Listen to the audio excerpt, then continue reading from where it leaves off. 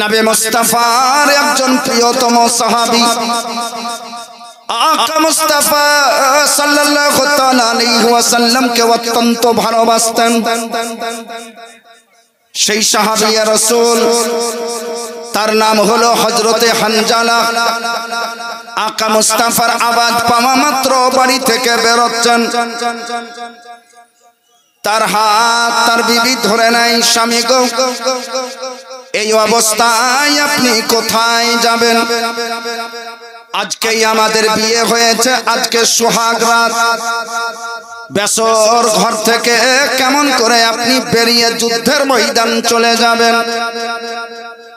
আমাদের মায়েরা, আমাদের খালারা, পাড়া গ্রামের সবাই লোকেরা বলে থাকে বেসর ঘরে রাত সারা রাত থাকতে হয়, বাহিরে বেরোতে নাই। আপনি যেয়েন না।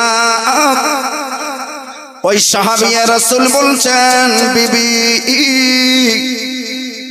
তুমি বলো, তোমার এলাকা বলে, তোমার সমাজ বলে, আমার রাসূলুল্লাহ সাল্লাল্লাহু তাআলা আলাইহি ওয়াসাল্লাম যেখানে আমাকে ডাক দিয়ে দিয়েছেন, সাহাবাদেরকে ডাক দিয়ে দিয়েছেন, যুবকদেরকে ডাক দিয়ে দিয়েছেন, আমি হানজালা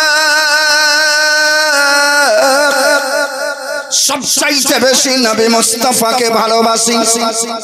আমার মা চাইতেও বেশি আমার নবীকে ভালোবাসি, আমার বাবা চাইতেও বেশি আমার নবীকে ভালোবাসি, আমার সমাজ চাইতেও বেশি আমার নবীকে ভালোবাসি। ও আমার প্রাণের বিবি হিন্দা শোনো, আমি তোমার চাইতেও বেশি আমার নবীকেও ভালোবাসি। আর তোমাকে বলছি, তুমি আমার চাইতে বেশি আমার নবীকে ভালোবাসিও। হযরতে হানজালা রাদিয়াল্লাহু তাআলা আনহু বিবির হাত ধরে চুমা দিচ্ছেন, প্রাণের বিবি আমার, তুমি এতেই রাজি হয়ে যাও, এতেই সুখী হয়ে যাও। আমার নবী আমাকে ডাক দিয়েছেন, আমাকে যেতে দাও। হযরতে হানজালার বিবি কিছু আরো কথা বলতেন, বলতে পেলেন না। বেসর ঘর থেকে হযরতে হানজালা বেরিয়ে চলে গেছেন, যুদ্ধের ময়দান চলে গেছেন। আমার আকা, আমার মুস্তাফা এই যুদ্ধের ময়দানে আছেন। হে বন্ধুগণ আমার, সারা দিন যুদ্ধ চলছে, মুসলমান জয়ে যুদ্ধ হয়ে যাচ্ছে, আর ইসলামের সাথে কেউ পাঙ্গা নেবে না, ইসলামের সঙ্গে কেউ মোকাবিলা করতে আসবে না, সবাই ভয়ভুক্ত হয়ে গেছে। আমার আকা, আমার মুস্তাফার কিছুগণ সাহাবাগণ শহীদ হয়ে গেছেন। দয়ালু নবী আমার বললেন, আমার সাহাবারা যারা শহীদ হয়ে গেছে তাদের তল্লাশি করো, তাদেরকে খোঁজ করো। যত লাশ ছিল সব খোঁজ করতে লাগলো, সব লাশ তো পাওয়া গেল, কিন্তু একটা লাশ পাওয়া যায় না। যুদ্ধের ময়দানে যাওয়ার আগে একটা রেজিস্ট্রিতে নাম ইন্দারাজ করতে হয়, বাবার নাম কি, ঠিকানা এবং তার নাম, সহি স্বাক্ষর সব থাকে। হযরতে হানজালা যুদ্ধের ময়দানে এসেছিল, হানজালার লাশ পাওয়া যায় না, হানজালা শহীদ হয়েছে নাকি তাকে খোঁজ করে পাওয়া যায় না, হানজালা কোথায় গেছে? আমার আকা, আমার মুস্তাফা সাল্লাল্লাহু তাআলা আলাইহি ওয়াসাল্লাম হানজালাকে খোঁজ করার জন্য 10 জন সাহাবাকে পাঠিয়ে দিলেন, যাও গোটা যুদ্ধের ময়দান খোঁজ করো, হানজালা কোথায়? হানজালা যদি শহীদ হয়ে যায় তার লাশ নিয়ে এসো। তারা ফেরত আসলো, ইয়া রাসূলুল্লাহ হানজালার লাশ পাওয়া যায় না, ইয়া রাসূলুল্লাহ জিন্দা থাকলেও তাকে খোঁজ করে পাওয়া যায় না, ইয়া রাসূলুল্লাহ বহু জায়গা খোঁজ করলাম, হানজালাকে পাওয়া যায় না। প্রাণের বন্ধুগণ আমার, ইতিমধ্যে নবী মুস্তাফা সাল্লাল্লাহু তাআলা আলাইহি ওয়াসাল্লাম দূর থেকে দেখতে পাওয়া যাচ্ছে একটা কালো বুরখা পরে, গোটা চেহারা ঢেকে, ঘোড়ার উপরে আরোহণ করে তুফানের মতো রাসূলুল্লাহ সাল্লাল্লাহু তাআলা আলাইহি ওয়াসাল্লামের কাছে চলে আসছে।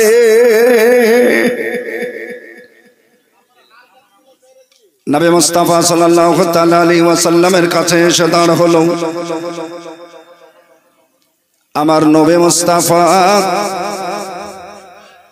তার দিকে একটু নিজের চেহারা ফিরালেন। মেয়ে ছেলের আওয়াজে সালাম দিয়েছে, আসসালাতু ওয়াসসালামু আলাইকা ইয়া রাসূলুল্লাহ। আমার নবী মুস্তাফা বলেন, ওরে মা, তুমি যুদ্ধের ময়দানে কেন? তোমার বাড়ি কোথায়? তুমি কোথায় থেকে এসেছো? ওই মেয়েটা বলে, ইয়া রাসূলুল্লাহ, ইয়া নবী আল্লাহ,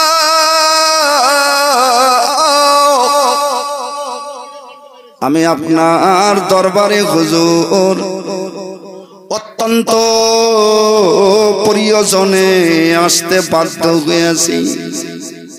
হুজুর, আপনি যে হানজালাকে খোঁজ করছেন, হুজুর গো, তাকে অবশ্যই খোঁজ করে বের করুন। আমি একটাই কথা বলতে এসেছি, আমি জানি হানজালায় আপনার পাগল, হানজালায় আপনার দিওয়ানা। আমার হাত ধরে আমার কাছ থেকে ক্ষমা নিয়ে এসেছে। হানজালা বলে এসেছে, বিবি রে, তুমি আমাকে আমার সারা জীবনের যদি কোনো ধরনের ত্রুটি হয়ে থাকে, ভুল বিচ্যুতি হয়ে থাকে, তোমাকে এক রাত্রেই যদি আমি কষ্ট দিয়ে থাকি, আমি তোমার স্বামী, আমাকে ক্ষমা করে দিও। আমি জিজ্ঞাসা করেছিলাম, স্বামী আজকে এই কথা কেন বলেন? আমার স্বামী বলে এসেছেন, না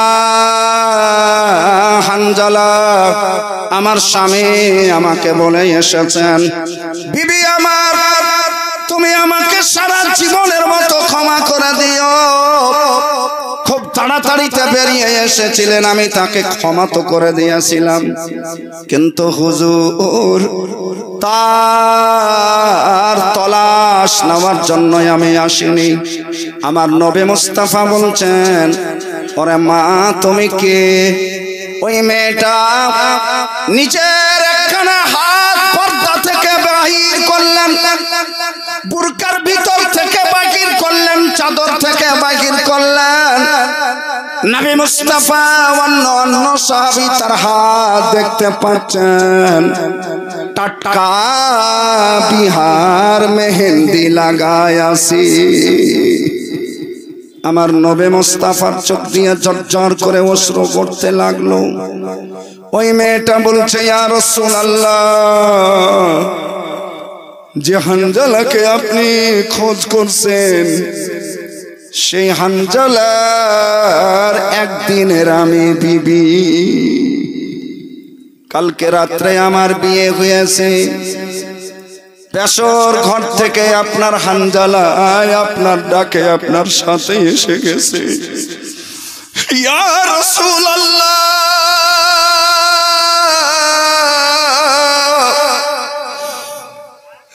আমি হানজালাকে খোঁজ করতে আসিনি, শুধু আমি দেখতে এসেছি হানজালায় আপনার পাগল কেন। ইয়া রাসূলুল্লাহ, আপনি কি ভাবছেন হুজুর আমি জানি না, কিন্তু আমি হানজালার বিবি। আমি জানি আমার হানজালা আর দুনিয়াতে বেঁচে নাই। আমার স্বামী আমাকে বলেছেন, প্রাণের বিবি, আর আমি ফিরে আসবো না, আমি শহীদ হয়ে যাব। আমার মনের কামনা, মনের বাসনা ছিল আমি একবার নবীর মহব্বতে, নবীর শয়নের সামনে শহীদ হতে পারবো, এটাই আমার বাসনা, এটাই আমার কামনা। ইয়া রাসূলুল্লাহ সাল্লাল্লাহু তাআলা আলাইহি ওয়াসাল্লাম, হুজুর গো, আপনার আপনার কাছে আমি কোনো অভিযোগ নিয়ে আসিনি, আপনার কাছে আমি কোনো দাবি দাওয়া নিয়ে আসিনি, শুধুমাত্র একটা কথা বলার জন্য এসেছি। আমার আকাই আমার মুস্তাফা বলছেন, বলো মা কি এমন কথা? তোমার সব কথা রাখা যাবে মা, তুমি বলো কি কথা? ওই মহিলা বলতে লাগলেন, ইয়া রাসূলুল্লাহ, বলতে যাচ্ছে কিন্তু বলতে পারে না, বলতে যাচ্ছে বলতে পারে না। ওই মা বলতে পারে না। আমার আকা মুস্তাফা বলছেন, মারে তুমি একবার বলো তুমি কি বলতে চাচ্ছ?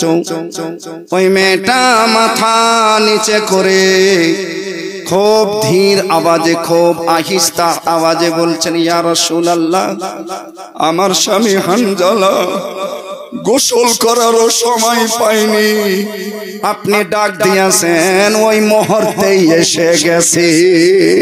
জোরে বলেন সুবহানাল্লাহ, আর একবার জোরে বলেন সুবহানাল্লাহ। ইয়া রাসূলুল্লাহ সাল্লাল্লাহু তাআলা আলাইহি ওয়াসাল্লাম ডাক দিয়েছেন, আপনি সেই মুহূর্তে বেরিয়ে গেছে, গোসলেরও সময় পাইনি, হুজুরও সময় পাইনি। হুজুর, আমি তো শুধু এই কারণে এসেছি, যদি আমার স্বামী হানজালা জিন্দা পাওয়া যায়। পাওয়া যাবে না, আমার মনে লাগে না। ইয়া রাসূলুল্লাহ, যদি শহীদ অবস্থায় পাওয়া যায়।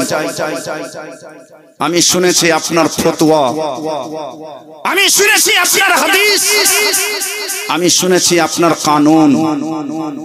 আল্লাহর রাহে যে শহীদ হয়ে যাবে তাকে গোসল দেওয়া হবে না। ইয়া রাসূলুল্লাহ, আমি নিজে সাক্ষী হুজুর, আমি তার বিবি।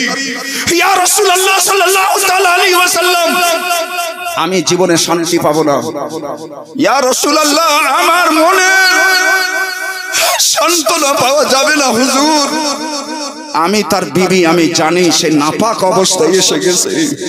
ইয়া রাসূলুল্লাহ, তাকে গোসল দিয়ে দিয়েন।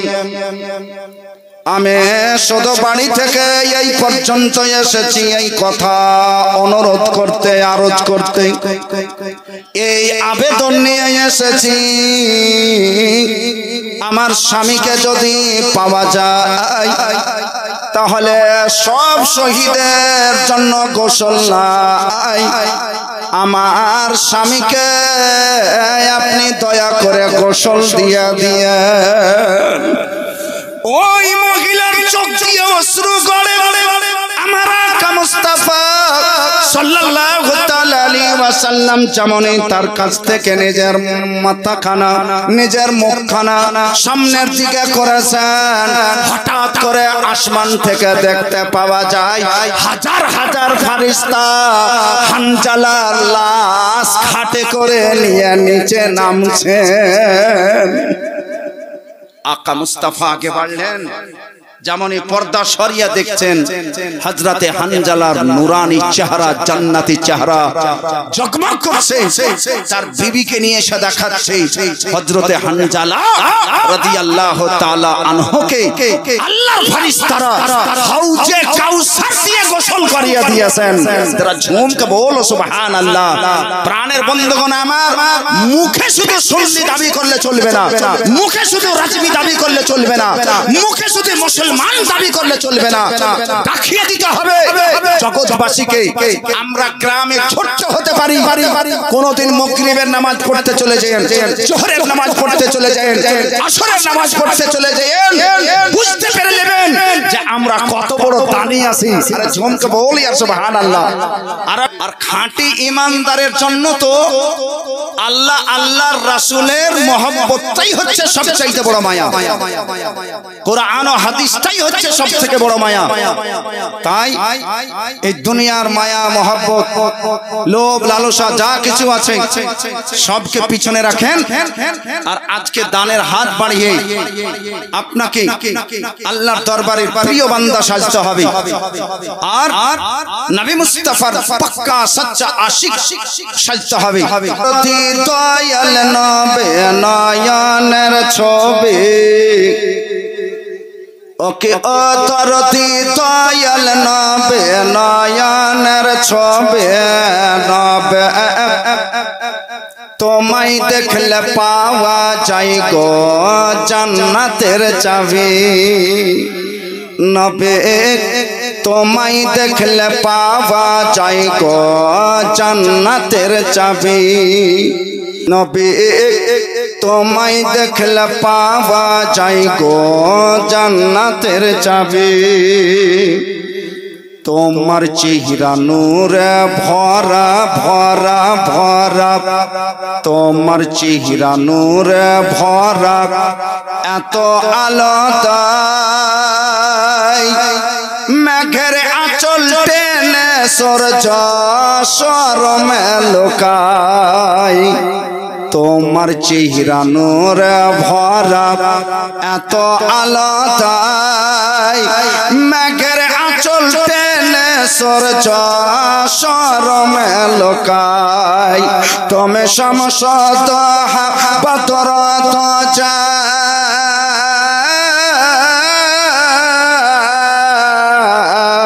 তুমি শামসুদ বদর তাজা আমিনুল আরবি নবী তোমায় দেখলে পাওয়া যায় গো জান্নাতের চাবি নবী তোমায় দেখলে পাওয়া যায় গো জান্নাতের চাবি।